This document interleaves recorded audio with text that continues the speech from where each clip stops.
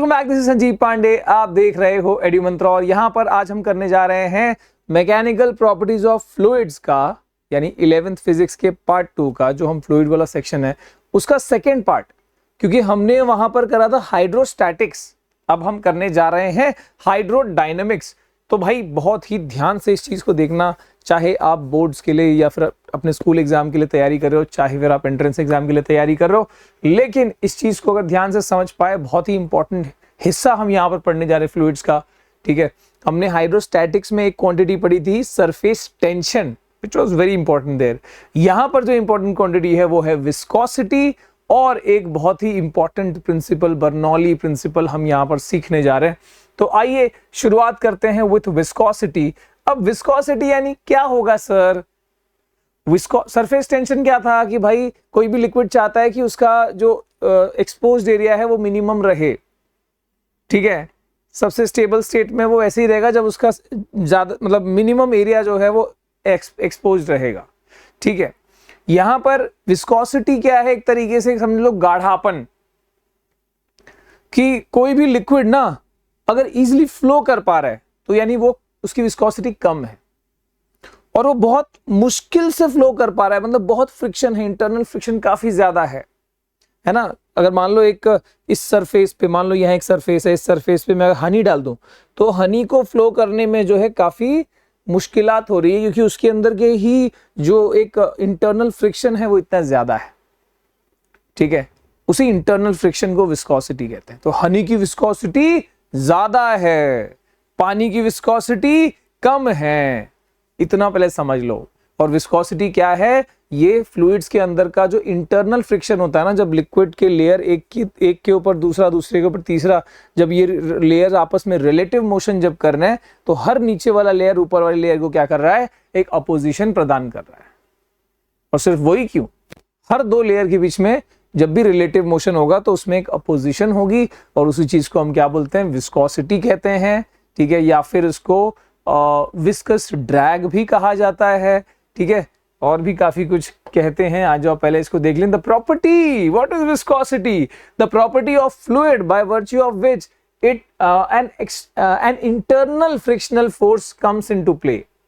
कहा था ना, internal frictional force comes into play when the fluid is in motion in the form of layer having relative motion। जब भी different layers हैं आपस में मूव कर रहे हैं तो उनके रिलेटिव मोशन की वजह से एक अपोजिशन या अपोजिशन फ्रिक्शन जो है वहां पर एग्जिस्ट कर रहा होता है।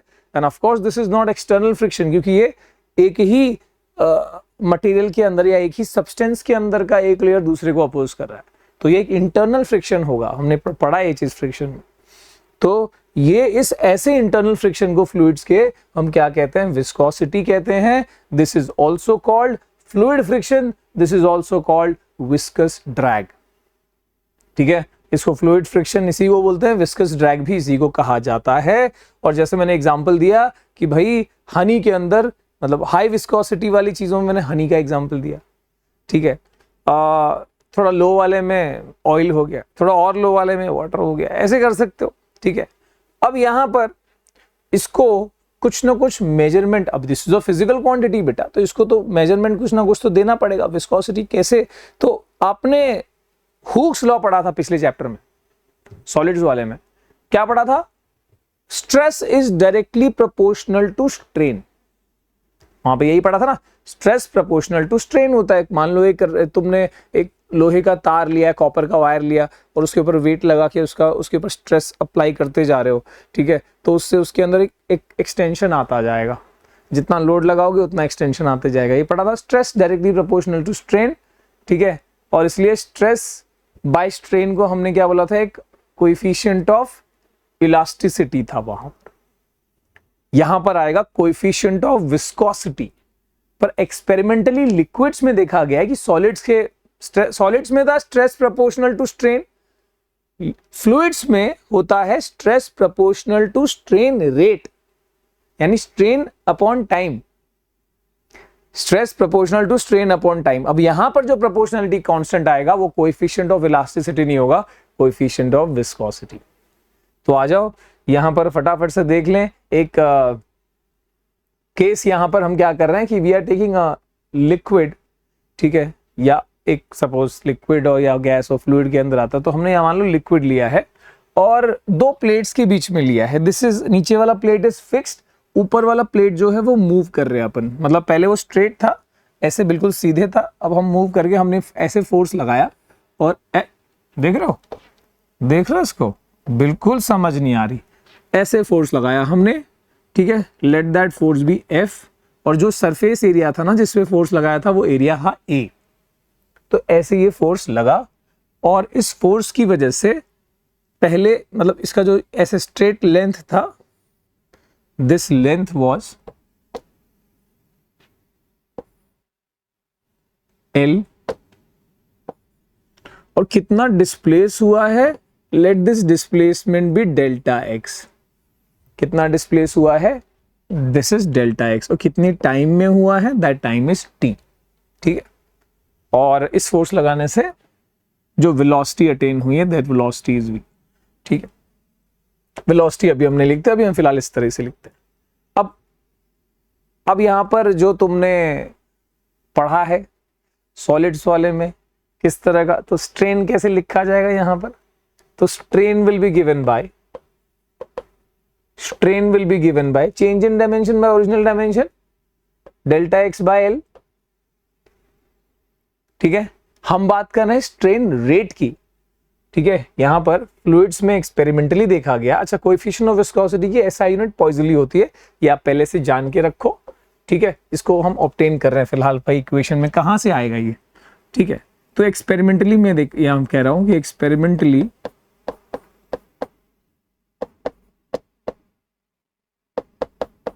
it's found that, yeah, it was found that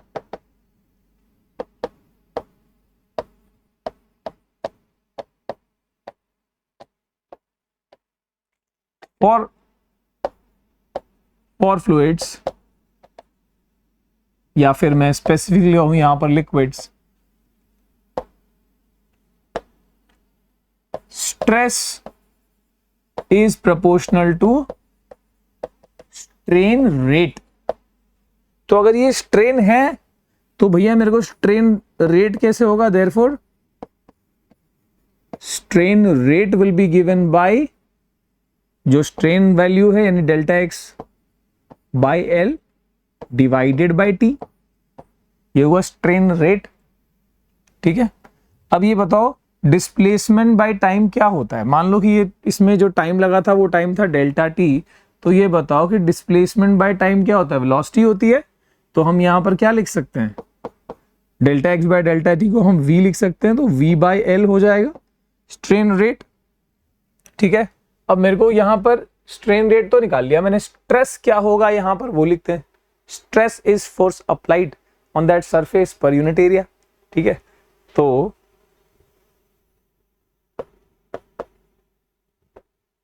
ये इक्वेशन, ये 1 लिखता हूं, ये 2 हो गया अपना, stress is nothing but force upon area, सही बात है। अब कंबाइनिंग 1 and 2, अरे भैया दोनों को कंबाइन करेगा कि नहीं करेगा, तो हम यहां पर क्या कर सकते हैं, कोएफिशिएंट ऑफ विस्कोसिटी है ना, stress proportional to strain rate, और यहां पर जब इक्वल टू में बदलोगे तो कोएफिशिएंट ऑफ विस्कोसिटी आ जाएगा, यानी कि stress is equal to coefficient of viscosity into strain rate. तो कोएफिशिएंट ऑफ विस्कोसिटी को क्या लिखा जा सकता है, coefficient of viscosity eta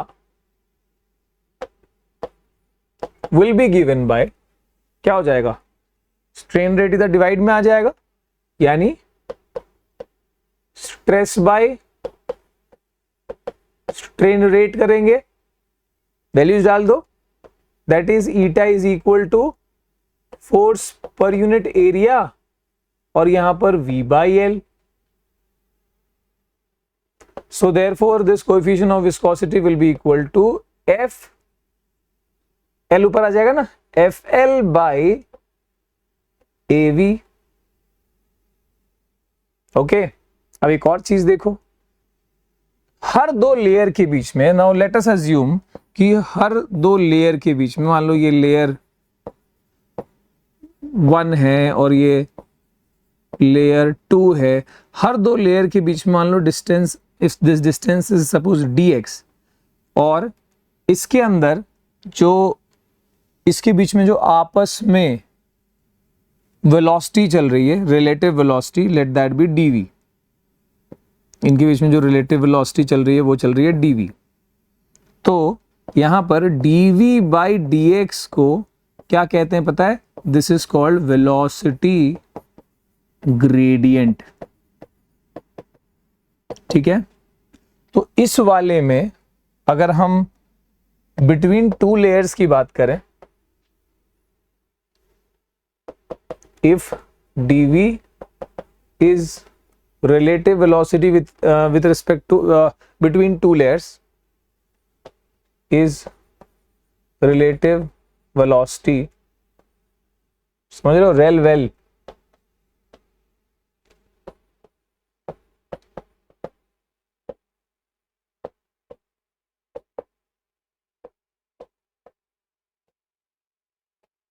at separation dx, then यहां पर हम v बाई एल को क्या सब्स्टिट्यूट कर सकते हैं? dv बाई dx लिख सकते हैं। ठीक है, and this is called velocity gradient. जैसे मैंने बोला था इसको वेलोसिटी ग्रेडियंट कहते हैं। ठीक है, कई बार क्वेश्चन में डायरेक्टली वेलोसिटी ग्रेडियंट बोलते तो dv बाई dx दिया हुआ है तुमको। ठीक है, तो इस वाले में मैं कैसे लिख सकता हूं? देखो ये वाली चीज अपनी क्या हो गई है? सीधे सीधे dv बाई dx हो गई। Just understand this. हाँ, मैं यहां से तुमको उल्टा ले जा रहा हूं, तो यू गो अहेड। तो यहां पर ईटा इज इक्वल टू क्या हो जाना है? Force by area into dv by dx। ठीक है, तो ये वाली फॉर्मूला चल जाएगी, कभी ये वाली फॉर्मूला चल जाएगी। dv by dx velocity gradient होता है, ये भी समझ में आ गया। अब इससे जब मैंने बताया कि यूनिट तो बता दिया, डायमेंशन क्या होगा? डायमेंशन क्या होगा? तो भैया सिंपल है ना, इसका डायमेंशन तो कुछ नहीं होता है। स्ट्रेस बाय स्ट्रेन में, अब ये फोर्स बाय एरिया मतलब प्रेशर का डायमेंशन हो गया। अब ये प्रेशर का डायमेंशन है, इसका कोई डायमेंशन नहीं है, पर स्ट्रेन रेट में डिवाइड बाय टाइम आ गया। तो जो प्रेशर का डायमेंशन है अपॉन टाइम, यानी आप ये कह लो पास्कल बाय, अब समझो यहां पर this by delta T. Delta T यहां पर कहां आ जाएगा? अगर वैसा होता तो डेल्टा टी कहां जाता? डेल्टा टी सर लिखा ही नहीं हमने, और लिखा ही नहीं डेल्टा टी, तो डेल्टा टी लिखो यहां पर, ये हो जाएगा अपना, हाँ, dv बाई dx को हमने dx बाई dt को हमने v लिख दिया था सर।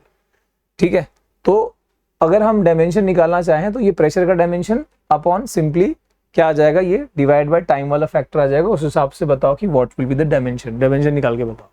ठीक है, बाकी ये ठीक है क्योंकि हमने velocity delta x by delta T को ही हमने v लिखा हुआ था। राइट, आगे चलते हैं सर। कोएफिशिएंट ऑफ विस्कोसिटी की बात कर ली हमने, विस्कोसिटी समझ लिया कि हाँ भाई क्या होता है एग्जैक्टली। अब उसके कंपैरिजन की बात कर लेते हैं विथ किसके साथ?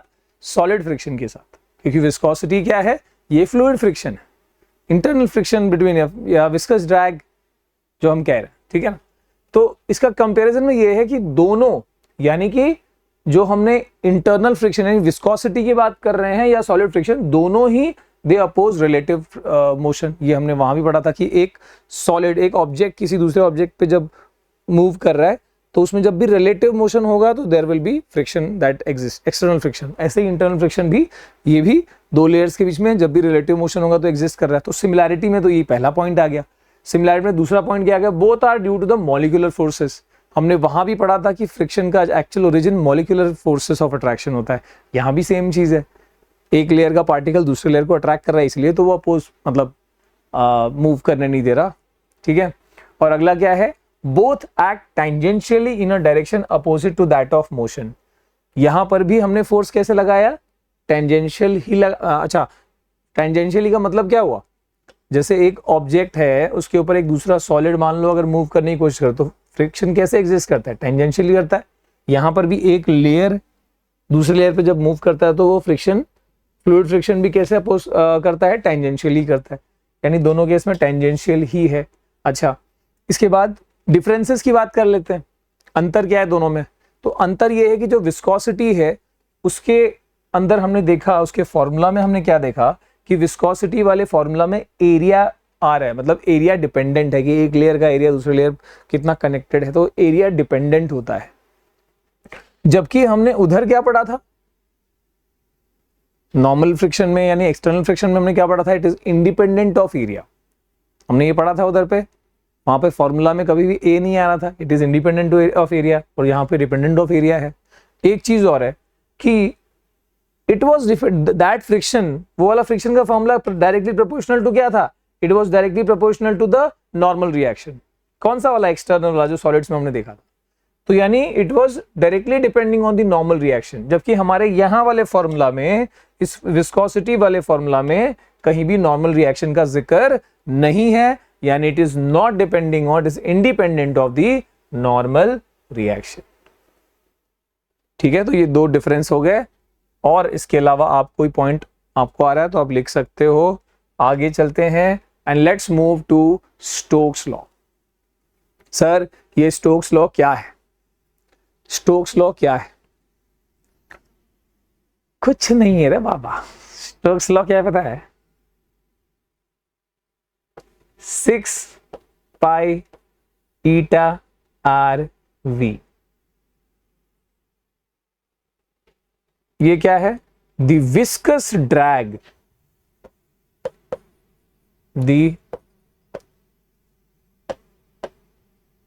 रुक जाओ, ऐसे अच्छे से इज्जत से लिखते हैं, the viscous drag experienced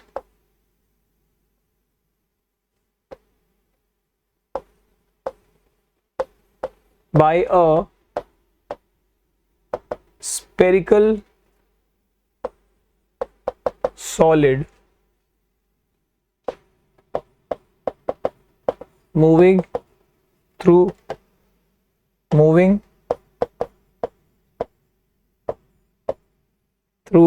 a medium। किस तरह का मीडियम है, fluid medium of coefficient of viscosity,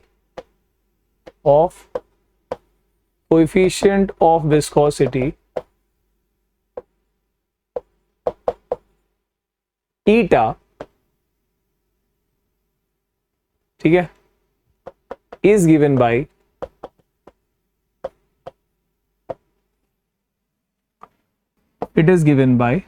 this. यानी क्या,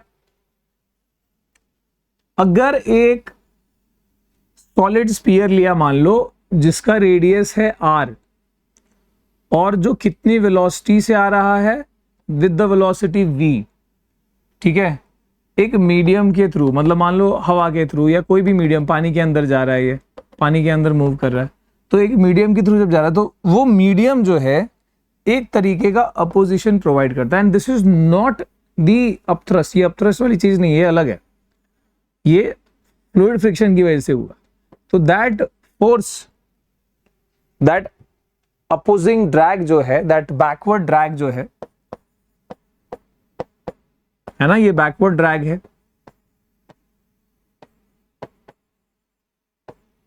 F is given by 6 pi eta RV।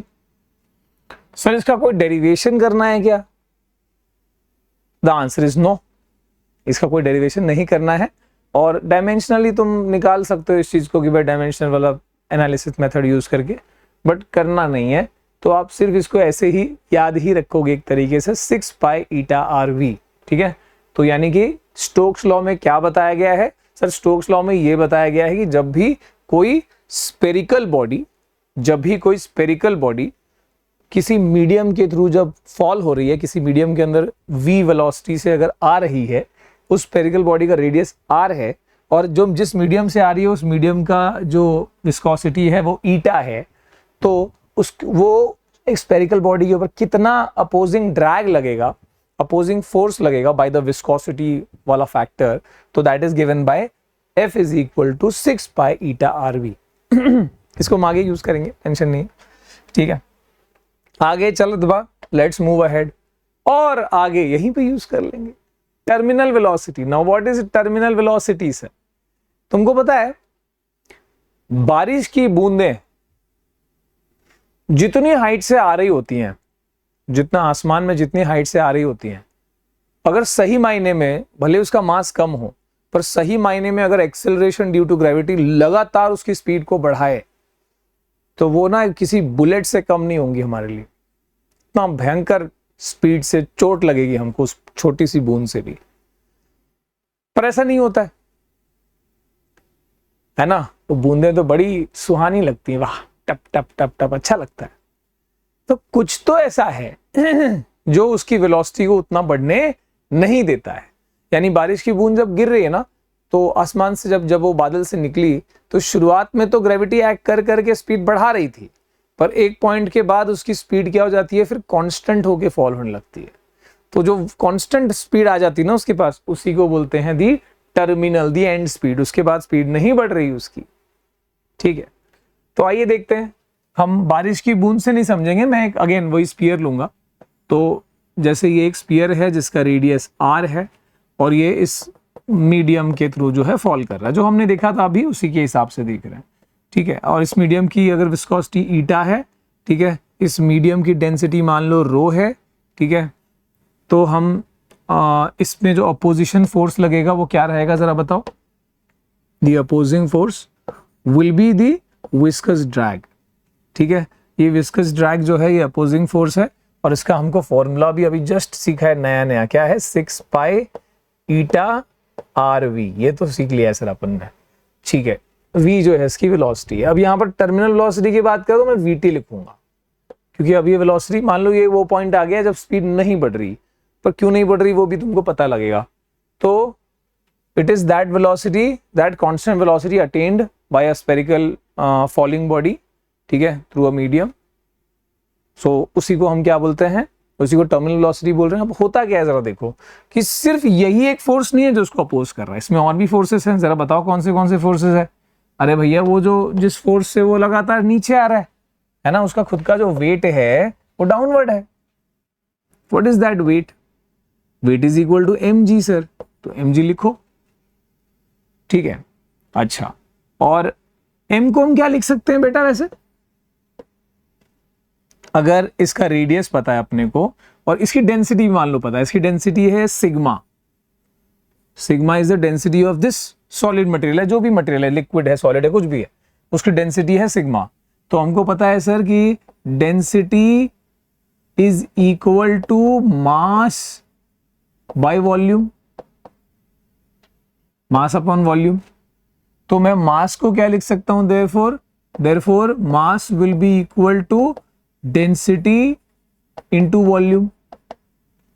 तो यानी कि यहां पर डेंसिटी पता ही है और वॉल्यूम कितना है? 4/3 पाई आर क्यूब है। स्पेरिकल के लिए अप्लाई होगा ये, ठीक है, 4/3 पाई आर क्यूब है, ठीक है। तो ये हो गया अपना क्या? ये हो गया मास। m की जगह पे ये पुट कर सकते हैं, तो वेट क्या हो जाएगा? ये मास हो गया, ये m हो गया, तो वेट क्या हो जाएगा? m इंटू जी क्या हो जाएगा? Of course sigma 4/3 pi r cube into जी, ठीक है। ये हो गया wait of the falling spherical body, सही है, ओके। तो यानी कि ऊपर की तरफ से ये वाला फोर्स था, नीचे की तरफ से ये वाला फोर्स, सर कैलकुलेट कर दो, हो गया। लेकिन एक और चीज भूल रहे हो, और ये फ्लूइड है, अब थ्रस्ट भी तो होता है, ठीक है। ये तो अपना विस्कस ड्रैग है, एक और ड्रैग, एक और अपोजिशन क्या रहता है यहां पर? दी अपथ्रस्ट, दी बायएंड फोर्स।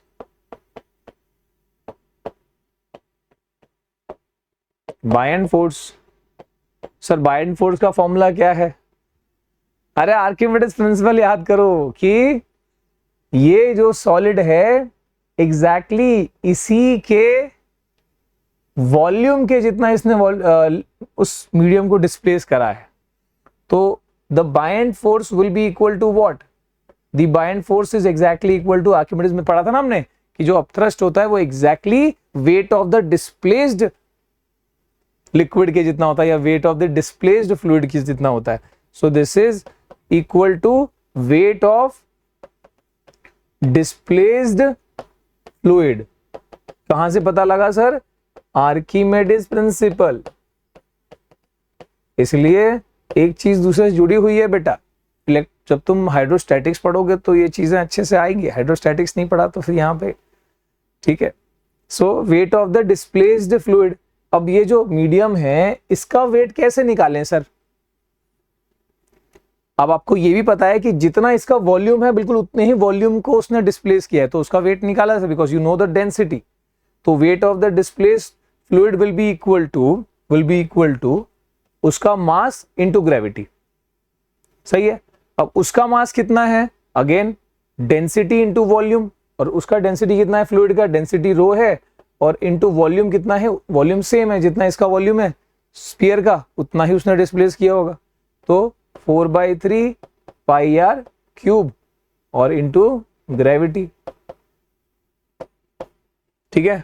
यानी इसका वेट जो डाउनवर्ड है वो है सिग्मा 4/3 पाई आर क्यूब जी. और जो बायंड फोर्स है उसका जो अपोजिट जो फोर्स है वो कितना है?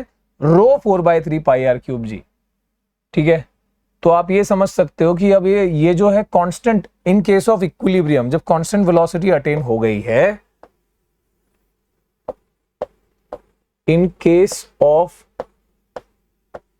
Constant velocity vt attend,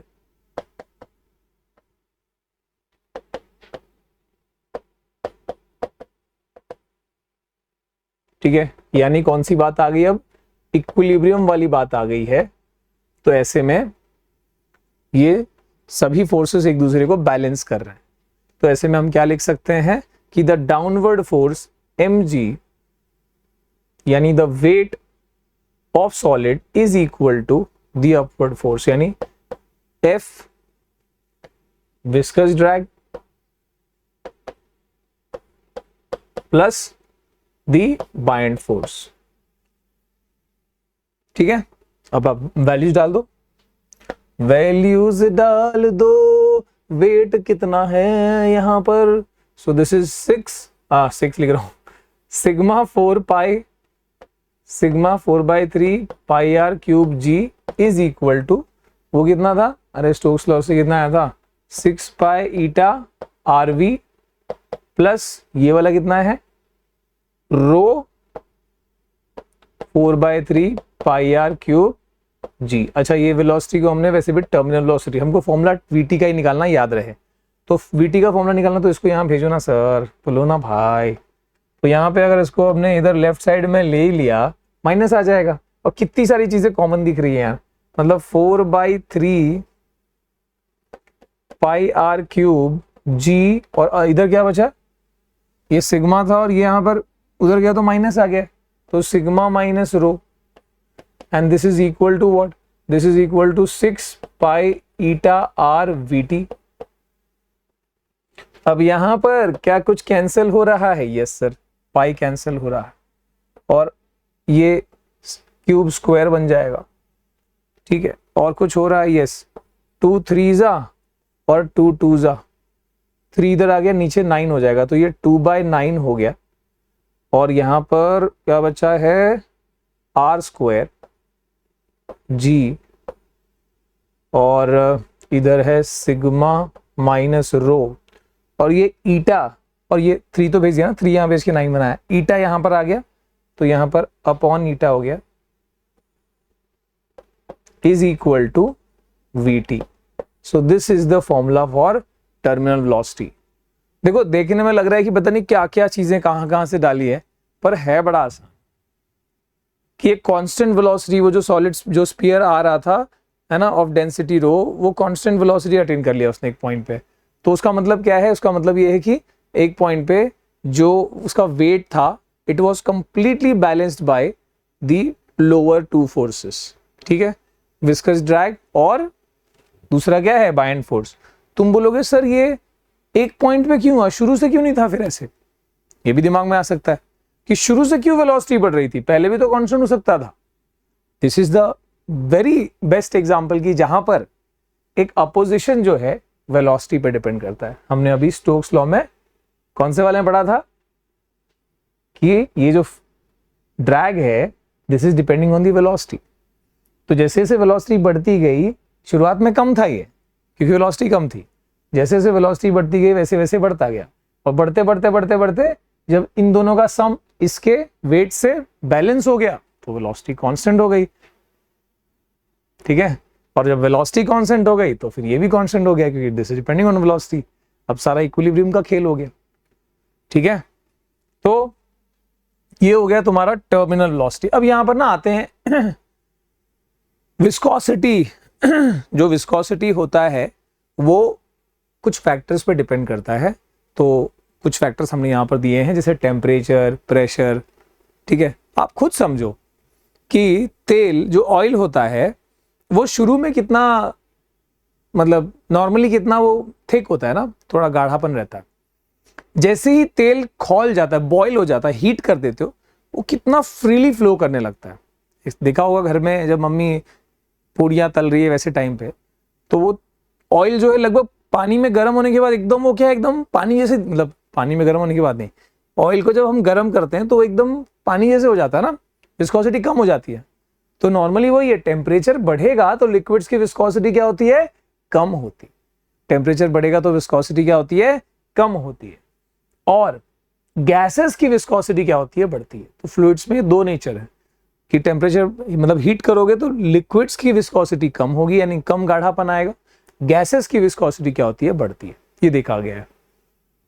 pressure की बात करें, मतलब dependence of viscosity on pressure, तो यहां पर भी कुछ ऐसे ही है कि लिक्विड्स के केस में प्रेशर बढ़ाओगे विस्कोसिटी बढ़ेगी यानी गाढ़ापन बढ़ेगा। गैसेस में इट रिमेन्स अनचेंज कि तुम प्रेशर बढ़ाओ कम करो, विस्कोसिटी पे उसके कोई असर नहीं पड़ रहा। तो गैसेस में viscosity remains unchanged, but liquids में प्रेशर बढ़ने पे विस्कोसिटी बढ़ती है।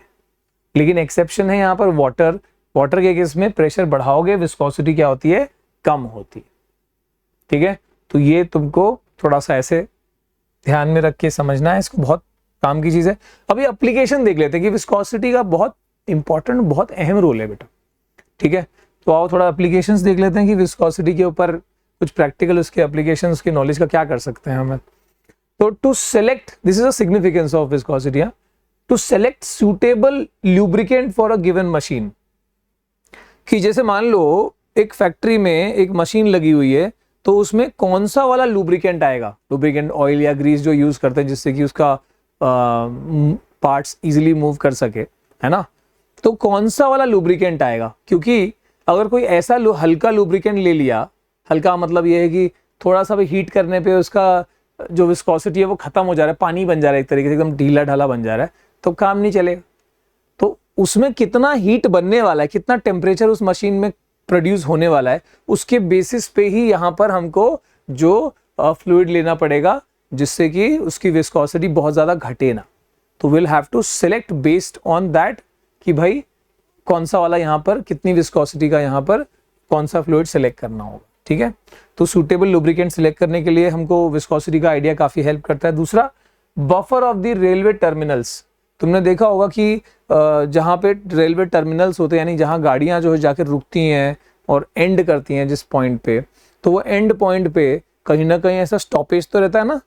तो ऐसे देखा होगा तुमने कुछ स्टेशन पे ऐसे ऐसे डेड एंड होता है, मतलब ट्रेन आके वहाँ पे एकदम जाके चिपक जाए एक तरीके से, तो वो चिपकते नहीं है, वहाँ पे ऐसे बफर पॉइंट्स लगे रहते हैं लोहे के जैसे, और बस ट्रेन जो है उससे जाके एकदम सट जाती है, और सटती है तो भाई टूटे ना।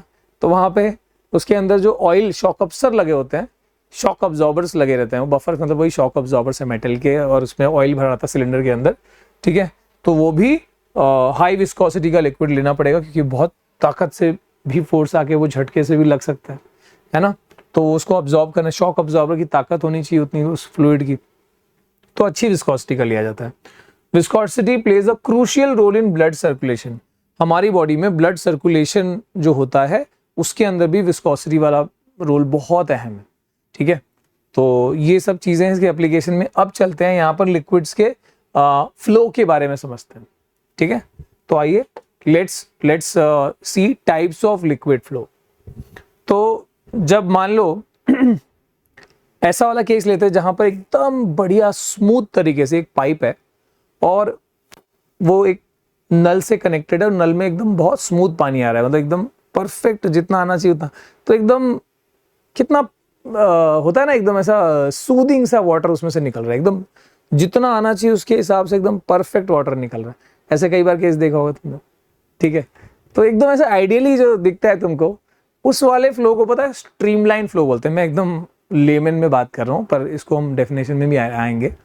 तो ऐसा फ्लो जिसमें हर पीछे वाला पार्टिकल बिल्कुल अपने प्रीसीडिंग यानी अपने आगे वाले पार्टिकल को पाथ भी वैसे ही फॉलो कर रहा है और वेलोसिटीज भी उन पॉइंट्स पे वैसे ही है। तो ऐसा वाला जब केस होता है लिक्विड के फ्लो का, जब पीछे वाला पार्टिकल अपने आगे वाले को बिल्कुल आंख बंद करके फॉलो करता है, जैसा उसका स्पीड रहेगा उस पॉइंट पे वैसा ही वो वहां जाके उसकी स्पीड होगी, और जैसा उसका पाथ होगा वैसा पीछे वाले का भी पाथ होगा। तो जब ऐसा वाला फ्लो रहे तो ऐसे लिक्विड फ्लो को हम बोलते हैं स्ट्रीमलाइन फ्लो।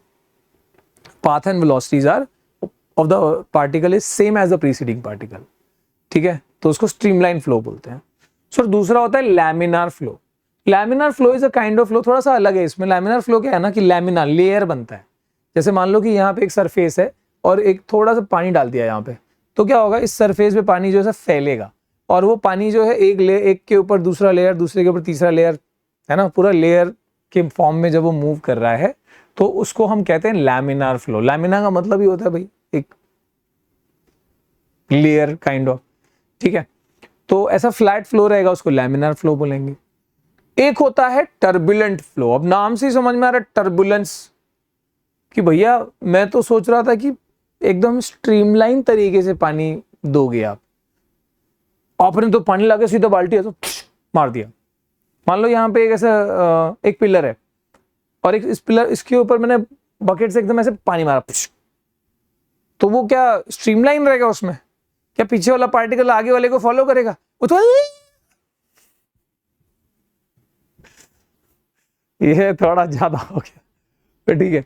मतलब आप समझ रहे हो ना उसमें क्या होगा, कि वहां पर कोई डिसिप्लिन नहीं चलेगी कि भाई एकदम परेड चल रही है एकदम मिलिट्री वाली, वैसे नहीं चलेगी। वो तो एकदम रैंडम गया, एकदम खतरनाक तरीके से, इतनी खतरनाक वेलोसिटी थी उसकी, ये सारा डिसिप्लिन टूट गया उसका। तो ऐसे वाले फ्लो को कौन सा फ्लो बोलते हैं? ऐसे वाले फ्लो को हम टर्बुलेंट फ्लो बोलते हैं, ठीक है। तो आइए यहाँ पर डेफिनेशन लिखते हैं कि टर्बुलेंट फ्लो में क्या है कि वेलोसिटी इतनी ज्यादा रहती है, मतलब क्रिटिकल लिमिट से ज्यादा हो जाती है, क्रिटिकल वेलोसिटी से ज्यादा हो जाती है, जिसके बाद वो फिर कोई डिसिप्लिन वहां पे बचता नहीं है और जैसे तैसे पार्टिकल मूव करता है, और इसी को हम टर्बुलेंट बोलते हैं। अब क्रिटिकल वेलोसिटी क्या हो गई फिर? सर क्रिटिकल वेलोसिटी वो वेलोसिटी हुई जिसके अंदर अगर उस वेलोसिटी से कम वेलोसिटी से लिक्विड फ्लो कर रहा है तब तक वो फ्लो स्ट्रीमलाइन रहेगा, लेकिन जैसे ही उससे ज्यादा वेलोसिटी अगर तुमने दे दी उस लिक्विड के फ्लो में तो वो क्या हो जाएगा, तब वो टर्बुलेंट हो जाएगा, ठीक है। तो बस डेफिनेशन उसी हिसाब से आता जाएगा। सबसे पहले देख लो यहाँ पर स्ट्रीमलाइन फ्लो, फटाफट से देख लो क्या है। The type of liquid flow in which every particle of liquid follows exactly the path of preceding particle and has the velocity in magnitude and direction same as that of the preceding particle crossing through that point. समझ में आ गया? अगला है laminar flow. क्या बताया मैंने, एकदम एक के ऊपर दूसरा layer. If a liquid is flowing over a horizontal surface with a steady flow, ठीक है, एक constant flow के साथ, and move in the form of layers of different velocities, है ना, अलग अलग वेलोसिटी की अलग अलग लेयर क्यों रहेगी, अलग अलग लेयर्स की अलग अलग वेलोसिटी क्यों रहेगी? क्योंकि विस्कस ड्रैग है, हर नीचे वाला उसके ऊपर वाले को अपोजिशन दे रहा है, इसलिए थोड़ा सबकी हर लेयर की वेलोसिटी अलग होगी। सबसे स्लो कहाँ रहेगी?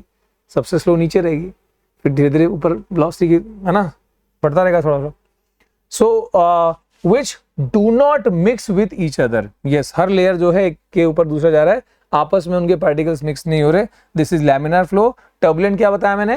When a liquid moves with a velocity greater than its critical velocity, जब कोई लिक्विड जो है क्रिटिकल वेलोसिटी से ज्यादा वेलोसिटी से मूव करे, the motion of the particle of the liquid becomes disordered or irregular, और ऐसे वाले फ्लो को हम बोलते हैं टर्बुलेंट फ्लो।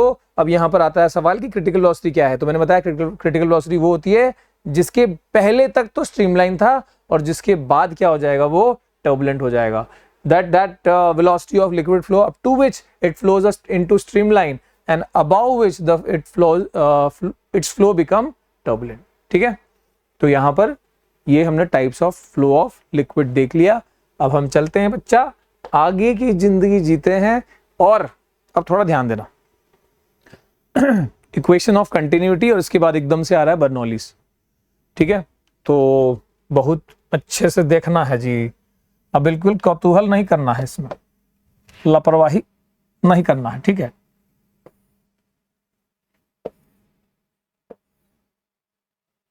तो आप यहां पर देख पा रहे हो कि एक पाइप है या एक ट्यूब है. ठीक है, इसको दोनों एंड्स को मैंने नाम दिया A और B.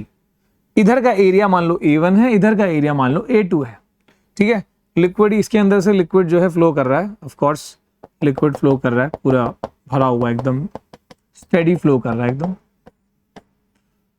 इधर पे इस एंड पे जो लिक्विड की वेलोसिटी है वो है V1 और let the velocity here be V2.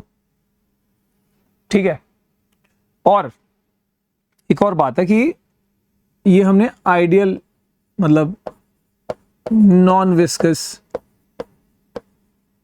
Liquid लिया हुआ है. ठीक है, liquid flowing through tube AB.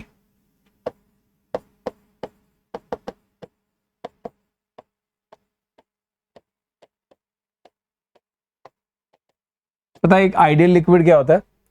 जो नॉन विस्कस हो और इनकम्प्रेसिबल हो. तो हम जो अभी केसेस ले रहे हैं इसमें जनरली अभी है, इसमें भी हम आगे वही बोलेंगे कि इसकी कंप्रेसिबिलिटी, कंप्रेस नहीं हो सकता, ये वो चीज़ है.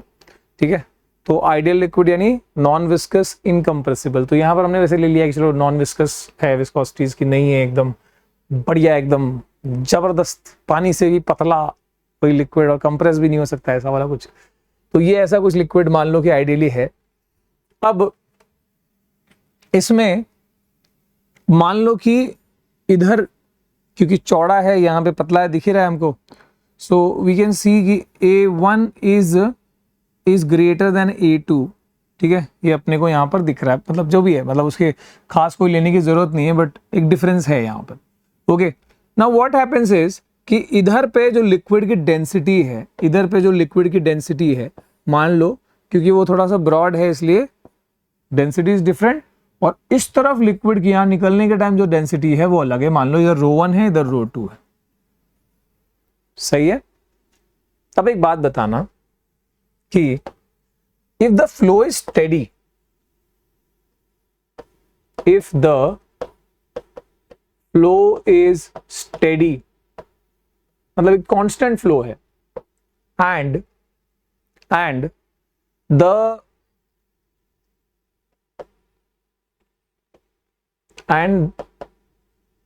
there is no loss of liquid anywhere in the tube. Anywhere मतलब कहीं होल वोल नहीं है in the tube. अगर ऐसा है तो क्या मैं ये नहीं कह सकता by law of conservation of mass कि भाई एकदम कॉन्स्टेंटली फ्लो भी कर रहा है और कहीं लीक भी नहीं हो रहा है. तो यहां से mass of liquid entering per second will be equal to mass of liquid exiting per second. Mass of liquid, मैं ये कह सकता हूं, then mass of liquid entering per second near A will be equal to mass of liquid exiting per second at NB. जितना liquid मास यहां से enter कर, by law of conservation of mass, भाई मास क्रिएट नहीं हो सकता, डिस्ट्रॉय नहीं हो सकता. तो यहां से अगर हर सेकंड मान लो अगर 20 ग्राम लिक्विड जा रहा है तो इधर से 20 ग्राम लिक्विड निकलना चाहिए. ऐसा तो नहीं हो सकता कि इधर से 20 जा रहा है और यहां से 18 ही निकल रहा है, 2 कहां जा रहा है.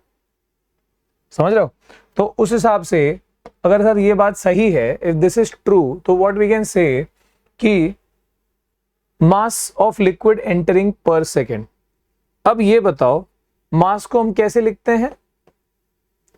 Density is equal to mass upon volume. तो मास लिखते हैं डेंसिटी इंटू वॉल्यूम. मास होता है डेंसिटी इंटू वॉल्यूम. ठीक है। अब क्योंकि यहां पर सेकंड की बात हो रही है, ठीक है, तो ये बताओ जो वॉल्यूम होगा वो क्या रहेगा? डेंसिटी तो चलो इस तरफ का दिया हुआ है, डेंसिटी हमको पता है, मान लो लेफ्ट साइड का रो 1 है, ठीक है, और इधर का रो 2 है, तो डेंसिटी इंटू वॉल्यूम क्या होगा? What will be volume per second, volume entering per second. जरा ध्यान देना। नाउ दिस, ये एक छोटा सा पार्ट है जिसमें आपको समझने की जरूरत है और कोई बहुत मुश्किल नहीं है, एक बार समझ गए तो मतलब इट इज लाइक हलवा, ठीक है।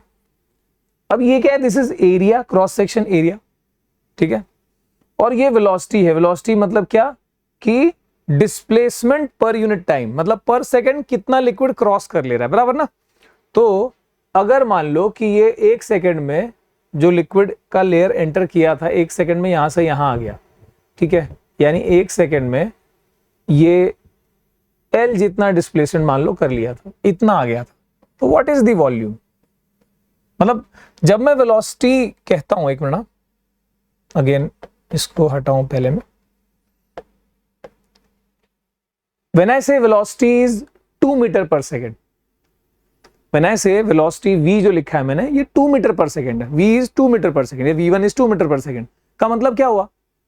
1 सेकंड में 2 मीटर कवर किया इसने, यानी 1 सेकंड v1 जब मैं कह रहा हूं तो वेलोसिटी, तो इसका मतलब क्या है? 1 सेकंड में v1 मीटर कवर किया इसने, मतलब इस सिलेंडर का वॉल्यूम कितना हुआ? ये क्रॉस सेक्शन एरिया A1 है और ये यहां पर लेंथ है V1, तो पर सेकंड कितना वॉल्यूम एंटर कर रहा है इज A1 V1, समझ रहे हो? तो यहां पर सेकंड है ना, क्योंकि अगर वेलोसिटी 5 मीटर पर सेकंड है तो ये लेंथ हुआ 1 सेकंड में यहां से यहां 5 मीटर कवर कर लिया, मतलब कितना लिक्विड वॉल्यूम एंटर करा, तो ये क्या सीधा ये क्रॉस सेक्शन को इससे मल्टीप्लाई करना। वॉल्यूम ऑफ सिलेंडर क्या होता है?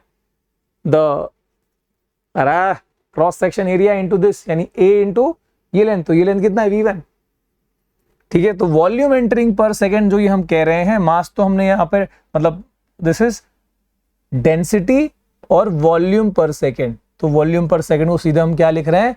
A1 V1, ठीक है। एंड इसका बहुत ज्यादा एक्सप्लेनेशन जरूरत नहीं है, यहां पे सीधे हम फिर बोल देंगे कि this will B A1 into V1, और तो rho 1 A1 V1 is equal to rho 2 A2 V2।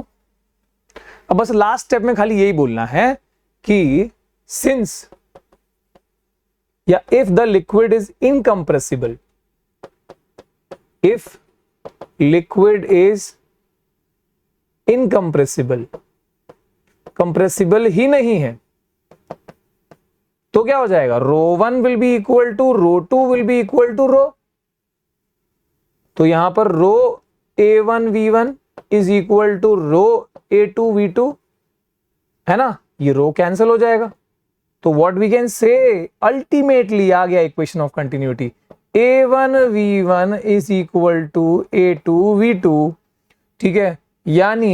यानी द अल्टीमेट थिंग इज कि A into V is equal to constant.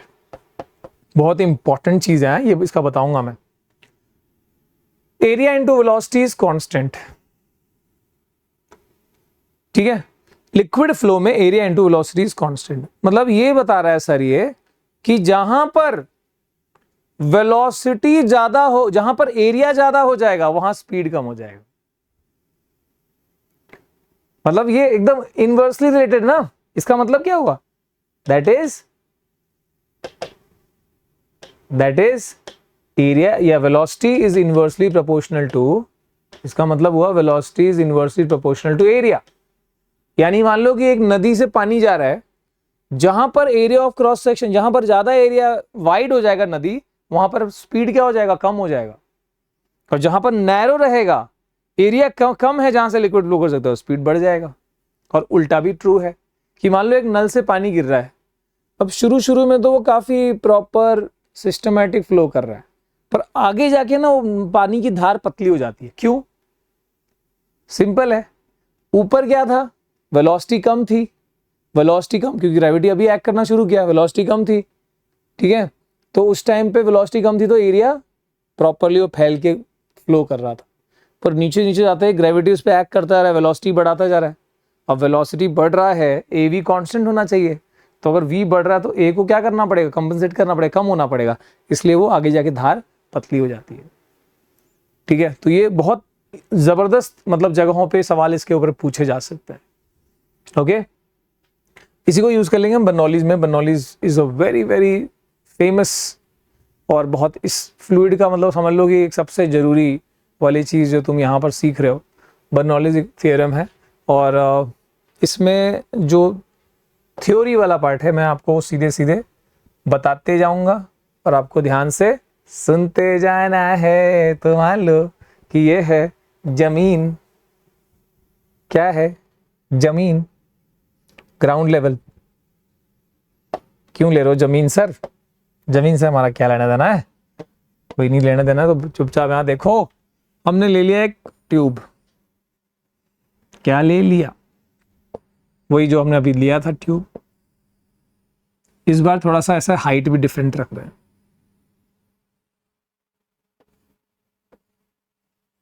ठीक है, this is side A, this is side B.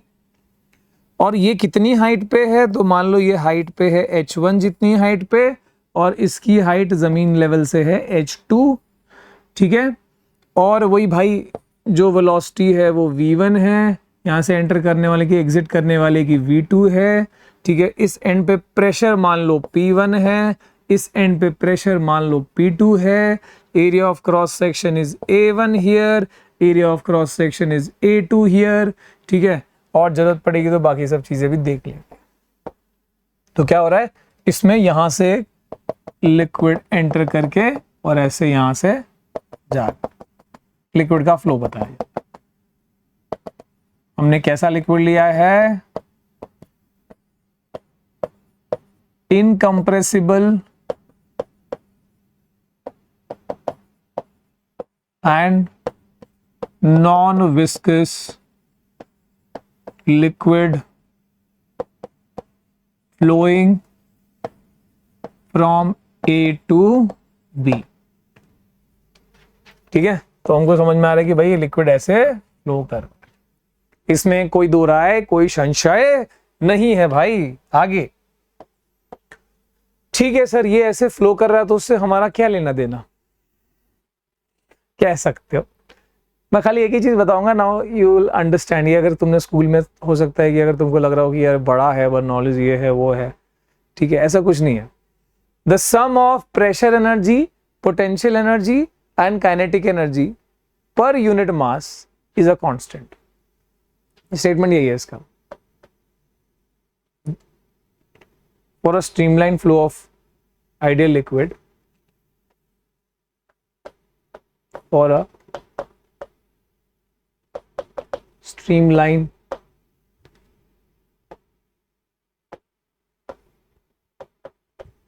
flow of ideal liquid through a tube,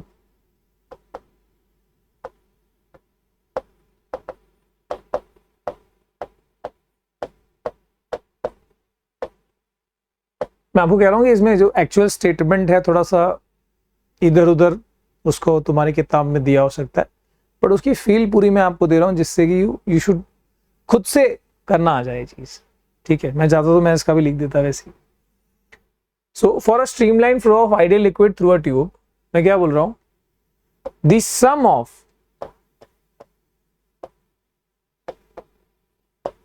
of pressure energy, kinetic energy and potential energy is constant. Sir इसका मतलब बताइए, kinetic और potential तो formula पता है मेरे को, लेकिन प्रेशर का नहीं पता, तो फिर बताइए। तो देखो यार कोई दिक्कत की बात है ही नहीं।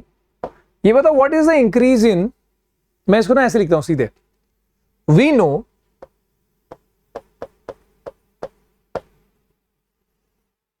अब ये बताओ कि अगर लिक्विड यहां से यहां फ्लो कर रहा है, यहां से यहां फ्लो कर रहा है, तो कहां का प्रेशर ज्यादा होगा। कोई भी चीज अपने हाई से लो में फ्लो करती है, तो we can see that P1 is greater than P2। This is very obvious. अगर लिक्विड यहां से यहां फ्लो कर रहा है तो मतलब इधर का प्रेशर ज्यादा है, उसका और किसी चीज से लेना देना नहीं। तुम लोग तो नैरो ट्यूब है ये वो, कहां से कहां कोई चीज हाई से लो फ्लो करती है तो हाई प्रेशर से लो प्रेशर में फ्लो करेगी ना। P1 is greater than P2, सीधी बात। दूसरा एरिया तो दिख ही रहा है अपने को also, A1 is greater then A2, तो दिख ही रहा है कि A1 जो है A2 से बड़ा रखा है मैंने यहां।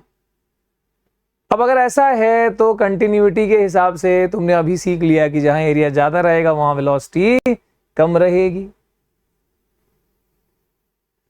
और जहां एरिया कम है उधर वेलोसिटी क्या है, ज्यादा है। तो इधर एरिया ज्यादा तो ये वाली वेलोसिटी हो गई कम, और जहां एरिया कम उधर वेलोसिटी हो गई ज्यादा। दिस वेलोसिटी इज ग्रेटर, दिख रहा है अपने, ठीक है। अब इस लॉजिक से ये सब लॉजिक याद रखो, अभी काम आएगी मेरे, ठीक है। चलो, so increase the work done by pressure energy, देखना यहां पे मैं क्या लिखूं, we know that work done by pressure energy, जो प्रेशर एनर्जी का क्या होता है उसका फॉर्मूला देख लें, आगे चिंता नहीं करो उसका। लेकिन जो प्रेशर है यहां पर, हाई प्रेशर और लो प्रेशर, उसी वजह से यहां पर जो वर्क है वो हुआ है। किस चीज का वर्क, लिक्विड को यहां से यहां फ्लो कराने का work. So work done by pressure energy is equal to, या per second is equal to increase in potential energy, increase in potential energy plus increase in kinetic energy। ये बात जरा समझो। सो work done by pressure energy क्या है, बस यही समझाना है मुझे। पोटेंशियल काइनेटिक का तुमको पता है कि यहां पर वर्क एनर्जी थ्योरम पढ़ा ना भैया। वर्क एनर्जी थ्योरम क्या होता है, जितना काम होगा उसी हिसाब से एनर्जी जो है वो बढ़ेगी, उसी हिसाब से एनर्जी ट्रांसफर हो रही होगी। तो यहां पर आप देखो ये हाइट ज्यादा है, ए से बी की हाइट ज्यादा है, मतलब फाइनली जो पोटेंशियल एनर्जी है वो बढ़ी है, फाइनल पोटेंशियल एनर्जी बढ़ी है इनिशियल के कंपैरिजन में। तो there is increase in potential energy, ये तो दिख ही रहा है। तो कितना होगा, यहाँ का पोटेंशियल एनर्जी मान लो mgh1, यहाँ का पोटेंशियल एनर्जी क्या, सॉरी इधर का mgh2 और यहाँ का mgh1, तो इंक्रीज कितना हुआ mgh2 minus mgh1। So increase in potential energy कितना हुआ, this is mgh2 minus mgh1। कोई दो राय नहीं है, इसको मैं अलग से सब अलग अलग लिखूं, मैं सीधे तुमको बता रहा हूं यहाँ। And what is the increase in kinetic energy, यहाँ की वेलोसिटी देखो ना, v2 is greater then v1, तो यहाँ का काइनेटिक एनर्जी यानी half mv square half mv2 square minus half v1 square, ये वाला हुआ half mv2 square minus half mv1 square. सही है। तो अगर ऐसा है, अगर ऐसी बात है तो बस अब इसको करते जाओ। देखो ये वाला साइड लिख दूं या फिर इसको भी रहने दूं, सर यार ऐसे मत करो। तो mgh2 minus mgh1 plus half mv2 square minus half mv1 square, ठीक है। ये हो गया इंक्रीज इन पोटेंशियल एनर्जी, ये हो गया इंक्रीज इन काइनेटिक एनर्जी। और जो भी दोनों एनर्जी बढ़ी है ये किस वजह से बढ़ी है, work done by the pressure energy, pressure की वजह से, प्रेशर डिफरेंस की वजह से हुआ। इसलिए मैं बोल रहा हूं work done by the pressure energy per second is increase in kinetic energy per second और इंक्रीज इन पोटेंशियल एनर्जी जो भी। तो sir work done by pressure energy per second कैसे लिखेंगे जरा बताओ तो, देख लो, आ जाओ। वर्क क्या होता है बताओ, मतलब जो भी आएगा ना वो फाइनल आंसर है अपना। इसके बाद तुमने चाहे जैसे भी पढ़ा हो स्कूल में, मतलब थोड़ा लेंथी बना के या ऐसे कोई लिखा हो, लिखना तुमको पड़ेगा ही। वैसे जो मैंने यहाँ चीज़ें बताई है कि एंड ए पे प्रेशर P1 है, बी पे P2 है, तो डेरिवेशन में शुरुआत में जब भी तुम कभी सिंबल्स यूज़ कर रहे हो, उन सिंबल्स को अगर लिखोगे नहीं कि वो क्या है, तब तक टीचर को या कोई पढ़ने वाले को क्या समझ में आएगा। तो वही शुरुआत ऐसे करनी पड़ती है, लेट अ ट्यूब, ठीक है, A B such that the end A B having greater area A1, B having lesser area A2, the pressure at and a liquid is flowing. A liquid of incompressible non-viscous liquid is flowing from A to B. So we know that pressure P1, let P1 be the pressure at A, P2 be the pressure at B. सब लिखना पड़ेगा, ठीक है। अच्छा, work done क्या होता है? Work done होता है sir force into displacement, force into displacement. अब वर्क डन पर सेकेंड बोले तो क्या होगा? Force into displacement by time हो जाएगा, यानी फोर्स इनटू वेलोसिटी हो जाएगा। अब ये फोर्स क्या होता है सर? फोर्स होता है प्रेशर इनटू एरिया, क्योंकि हम प्रेशर की बात कर रहे हैं यहां पर, तो प्रेशर इनटू एरिया, तो ये pressure into area into velocity, ये हुआ वर्क डन पर सेकेंड, ठीक है।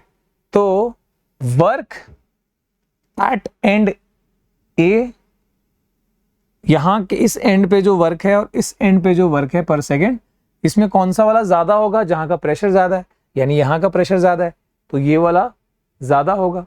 इनका डिफरेंस ही है जो इनके बीच में वर्क हुआ है।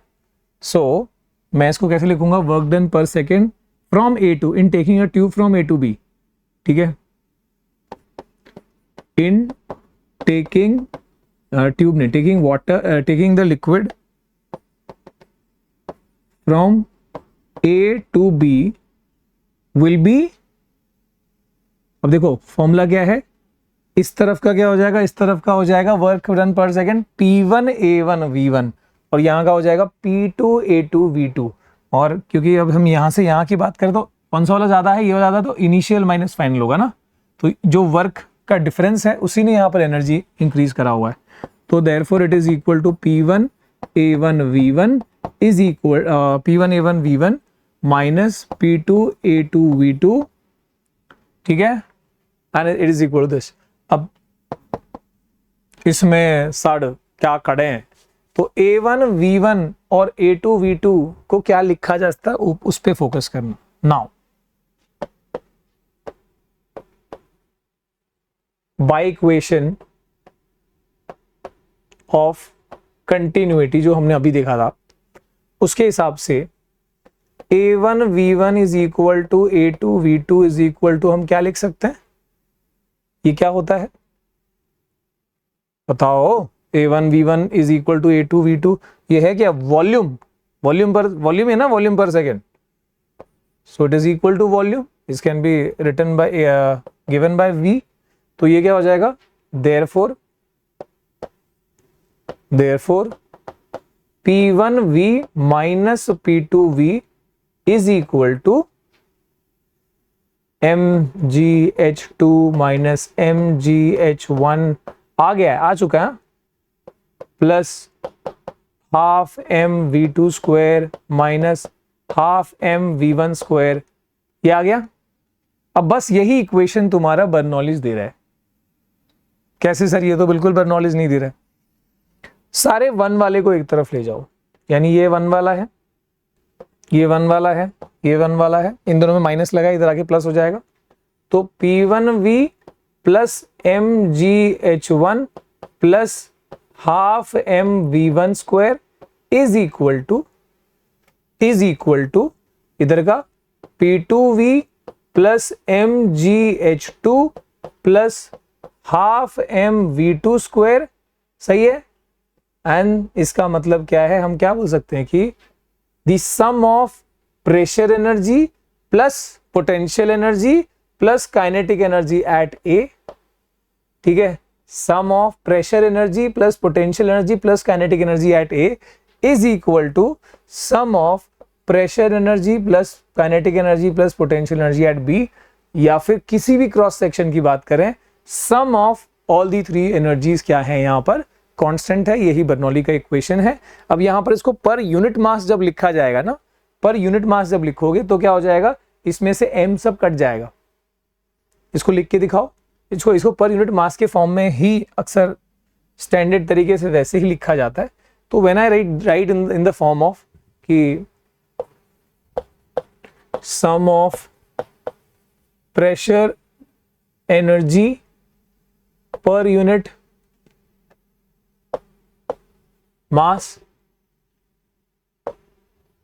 Kinetic energy per unit mass and potential energy per unit mass is constant throughout the flow of liquid in the tube। ठीक है, तो यहां पर अब यूनिट मास के फॉर्म में कैसे लिखा जा सकता है, तो जरा देखो P1V plus mgh1 plus half mv1 square is equal to क्या था, इज इक्वल टू था P2V plus mgh2 plus half mv2 square is equal to constant, बराबर ना। तो जब मैं इसको अगर पर यूनिट के मास के टर्म में लिखना चाहता हूं तो ये क्या हो जाएगा, अपॉन सब में अपॉन m आ जाएगा, सब में अगर मैं डिवाइडेड बाय m कर दूं,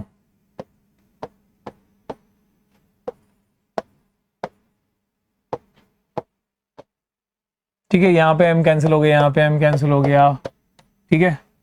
अब मास बाय वॉल्यूम क्या होता है, density is equal to mass by volume, तो mass by volume is density ना, तो यानी P बाय रो हो जाएगा ये, और ये हो जाएगा GH1 और ये हो जाएगा, मतलब इन जनरल लिख दूं मैं अगर, तो मैं ऐसे लिख सकता हूं कि फॉर एनी क्रॉस सेक्शन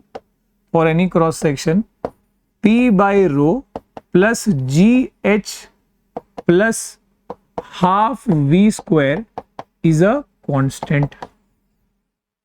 ठीक है ना, तुम ट्यूब के अंदर लिक्विड फ्लो की बात कर रहे हो, हमने जो सिचुएशन लिया उस हिसाब से, तो किसी भी क्रॉस सेक्शन में for any cross section this is true कि हर जगह पे इन तीनों का सम क्या रहेगा, विल बी अ कांस्टेंट।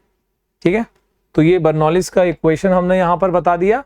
अब इसके एप्लीकेशन की बात करते हैं। इसमें सिंपल एप्लीकेशन कर दिया, वेंचुरीमीटर हटा दिया गया है वैसे, ठीक है, तो आसान हो गया वैसे। Lift off an aeroplane wing, हवाई जहाज जो है कैसे उड़ पाता है यार, तो सारी कहानी सारा खेल है ना उसके विंग का शेप का है। सर ये कैसा विंग है, ऐसा होता है क्या, उसको साइड से देखोगे ना, काट के देखोगे तो उसका एक्चुअल में जो क्रॉस सेक्शन जो है वो ऐसे शेप का दिख रहा होगा। ठीक है, सो दिस इज नॉट, मतलब ये उसके एरोडायनेमिक शेप हम दिखा रहे हैं, मतलब मान लो विंग को कट किया तो ऐसा शेप दिख रहा होगा क्रॉस सेक्शन में। इसमें होता क्या है, जो इसका शेप है ना, उस शेप की वजह से ज्यादा से ज्यादा हवा जो है ये उसके ऊपरी हिस्से से फ्लो करेगी, नीचे से कम हवा फ्लो करेगी, क्योंकि इसका शेप जो है, जो एरोडायनेमिक शेप है उस हिसाब से मैक्सिमम एयर ऊपर की तरफ से। सो व्हाट इज, यहाँ पे जो वेलोसिटी होगी, मान लो ये वेलोसिटी v1 है, यहाँ की वेलोसिटी v2 है, सो v1 will be greater, v2 will be less. अब ये बताओ सेम लेवल पे है, बस ज्यादा डिफरेंस भी नहीं है, तो हाइट तो उतनी है। मतलब हमने क्या पढ़ा बर्नौलीज में, potential energy plus kinetic energy plus pressure energy क्या होना चाहिए, एक कांस्टेंट होना चाहिए ना। तो यहां पर अब क्या है, पोटेंशियल एनर्जी तो लगभग सेम ही है उसी हाइट पे, तो pressure energy plus kinetic energy क्या होना चाहिए, सेम होना चाहिए। अब वेलोसिटी का मतलब काइनेटिक एनर्जी है, तो आपको सीधे सीधे दिख रहा है कि क्योंकि इसका शेप ऐसा है कि भाई ज्यादा से ज्यादा हवा ऊपर तेजी से फ्लो कर रही है, तो वेलोसिटी ऊपर ज्यादा होगी, मतलब ऊपर काइनेटिक ज्यादा होगी। अगर काइनेटिक एनर्जी ज्यादा हो गई ऊपर नीचे की कंपैरिजन में, तो इसका मतलब यहां पर काइनेटिक कम है, और पोटेंशियल दोनों तरफ सेम ही है लगभग। तो प्रेशर कहां ज्यादा होना पड़ेगा कांस्टेंट करने के लिए, कंपनसेट करने के लिए, तो जहां काइनेटिक ज्यादा, जहां वेलोसिटी ज्यादा है वहां पर प्रेशर क्या हो जाएगा, कम हो जाएगा, और जहां वेलोसिटी कम है वहां प्रेशर क्या हो जाएगा, ज्यादा हो जाएगा। और इसी वजह से कोई भी चीज हाई प्रेशर से लो प्रेशर में ताकत लगती है, यहाँ का जो हवा है ये उसको ऊपर की तरफ ढकेलेगा, तो एक लिफ्ट क्रिएट होगी, और इस वजह से जब उतनी ज्यादा जब वेलोसिटी रहेगी, मतलब हवाई जहाज जब बहुत तेजी से जब चलने लगेगा, तो इतनी ज्यादा ये डिफरेंस रहेगा प्रेशर का कि ये लिफ्ट उस पूरे हवाई जहाज को ऊपर उठा सकता है। ठीक है, और यही होता है जब बहुत ज्यादा टोर्नाडो तूफान वो सब रहता है ना, जब हवा बहुत तेज चलती है तो छप्पर उड़ जाता है, उसका कारण भी यही है सेम, कि ऊपर वेलोसिटी ज्यादा है, अंदर हवा की वेलोसिटी कम है, तो नीचे प्रेशर ज्यादा हो गया, जहां वेलोसिटी कम है रूम के अंदर वहां प्रेशर ज्यादा हो गया, पूरा रूफ जो है उड़ जाता है। ठीक है, यहां पर curved motion of spinning ball, जो तुमको पता है क्रिकेट में जो स्पिनर्स होते हैं वो स्पिन करेंगे तो बॉल जो है वो हवा में ही ऐसे घूम जाती, देखा होगा ना, मतलब हवा में टर्न कर रही है वो। ठीक है, तो हवा में वो टर्न कर रही है, मतलब क्या है, that is called Magnus effect. या फिर फुटबॉलर जब ऐसे मारते हैं तो दूर से मारेंगे ऐसा ऐसा घूम के बॉल जो है सीधा जाके ऐसे गोल पोस्ट में जा रहा है। तो वो है मैग्नस इफेक्ट। तो उसमें भी यही सेम चीज होती है। उसमें भी क्या होता है ना, क्योंकि वो बॉल स्पिन कर रहा है, मान लो ऐसे स्पिन कर रहा है और वो सामने से ऐसे लीनियर मोशन भी कर रहा है। तो जब वो स्पिन कर रहा है तो उसके साथ साथ जो उसके ऊपर की हवा होगी वो भी क्या कर रही है, वो भी ऐसे मूव कर रही है। जो एयर स्ट्रीम्स जो होंगे वो भी बॉल के साथ में ऐसे घूम रहे हैं। अब इसका फायदा क्या होता है, देखो अब ये जब बॉल लीनियरली ऐसे जा रहा है तो इसका मतलब कि रिलेटिवली जो हवा है जिसके अंदर से बॉल ऐसे जा रहा है, तो उसके कंपैरिजन में जो हवा है वो क्या हो रहा है, अपोजिट डायरेक्शन में जा रहा है। बॉल इधर जा रहा है तो हवा ऐसे जा रहा है रिलेटिव। जब हम ट्रेन आगे जा रही है तो हमको लगता है चीजें पीछे जा रही है, ठीक है ना। तो उसके रिलेटिव में तो ये हवा जो है मूव कर रही है ऐसे। तो अब देखना कि ये हवा, ये वाला ऐसे घूम रहा है ना बॉल, और लीनियर मोशन भी कर रहा था, तो लीनियर मोशन से ये वाला स्ट्रीम आ गया और क्योंकि वो स्पिन कर रहा था इसलिए ये वाला स्ट्रीम आ गया। अब दोनों अपोजिट है, दोनों एक दूसरे को कैंसिल कर देगा, तो यहां पर वेलोसिटी क्या हो जाएगी, कम हो जाएगी। और ये देखो दोनों एकदम एड अप हो गए, तो यहां वेलोसिटी बढ़ गई। अब जहां वेलोसिटी बढ़ गई वहां प्रेशर कम हो गया, बैलेंस करने के लिए, वही जो हमने पढ़ा। और जहां वेलोसिटी कम है वहां प्रेशर ज्यादा है, तो ये वो जहां प्रेशर ज्यादा है वहां से एक दबाव जो है वो यहाँ एक्सर्ट होगा and this ball will move downwards. इस पे एक डाउनवर्ड फोर्स एक्सर्ट होगा और इसलिए ये टर्न करेगा, हवा में नीचे की तरफ टर्न करेगा, ठीक है। तो जिस डायरेक्शन में तुम स्पिन कर रहे हो उस हिसाब से ये मैग्नस इफेक्ट क्रिएट हो, ठीक है। इसके काफी अच्छे अच्छे इंटरनेट पे तुम वीडियोस देख सकते हो, ओके। और अगला है, लास्ट है Torricelli's theorem. What is Torricelli's theorem sir? According to this theorem the velocity of efflux, हाँ इतनी सारी चीजें हमें वो नहीं पढ़नी, ठीक है। तो मैं आपको बताता हूँ सीधे इसका मतलब क्या है। ये बताओ कि h जितनी हाइट से, मैकेनिक्स में तुमने पढ़ाई है जो तुमने स्टार्टिंग के चैप्टर्स में, h जितनी हाइट से किसी चीज को फ्री फॉल करा रहे, ठीक है। तो मान लो ये इसको फ्री फॉल करा रहे यहां से, इनिशियल वेलोसिटी क्या होती है, 0, ठीक है। ग्रेविटी यहां पर g है। What is the final velocity attain? Final velocity attain का फॉर्मूला क्या होगा, v square minus u square is 2gh। तो ये u 0 है तो v square is 2gh, v is equal to root over 2gh, v is equal to root over 2gh। ये formula आता है ना फ्री फॉल का, बिल्कुल यहां पर वही कहा जा रहा है कि according to this theorem velocity of efflux यानी वेलोसिटी ऑफ लिक्विड, ठीक है, liquid flow, that is the velocity with which liquid flows out of an orifice। orifice मतलब छोटा सा होल। तो एक छोटे से होल से लिक्विड अगर बाहर फॉल हो रहा है तो उसकी जो वेलोसिटी होती है it is equal to that which a freely falling body would acquire in falling through a vertical distance equal to the depth of orifice। तो यहां पर ये तो समझ में आ गया कि एक फ्रीली फॉलिंग ऑब्जेक्ट कितनी वेलोसिटी अटेन करता है, उसका फॉर्मूला हमारे पास है। ये क्या बोल रहा है टॉरसेलीज थ्योरम कि ये वेलोसिटी ना, मतलब बिल्कुल एक सिचुएशन लेनी पड़ेगी उसके लिए कि मान लो हमने एक कंटेनर लिया, क्या लिया, कंटेनर लिया सर, कंटेनर, ठीक है, चलो बढ़िया, कंटेनर सीधा हो जा। अभी इसको कॉपी मार दिया जो हमको हमेशा आता अच्छे से। नहीं सर कॉपी नहीं करता, ठीक है, सही लग रहा है। अब इसमें पानी है, क्या है बोले तो पानी, पानी पानी रे, ठीक है। और इसमें ना एक छेद भी है। पता की बात यह है कि यहां पर एक छेद भी है, इधर है मान लो सर, छेद है तो बोले तो पानी गिरेगा क्या, यस सही पहचाना। तो यहां से इस ओरिफाइस में से ऐसा पानी गिरेगा। और एक बात यह है बेटा कि लेट दिस लेवल से लेके ये वाला हाइट h है, ठीक है, कौन सा वाला हाइट एच है, बिल्कुल जहां से जहां पे वो ओरिफाइस है वो लेवल पे, और नीचे वाला मान लो एच डैश है, ठीक है। तो इस ये जितनी वेलोसिटी से यहां निकल रहा है ना,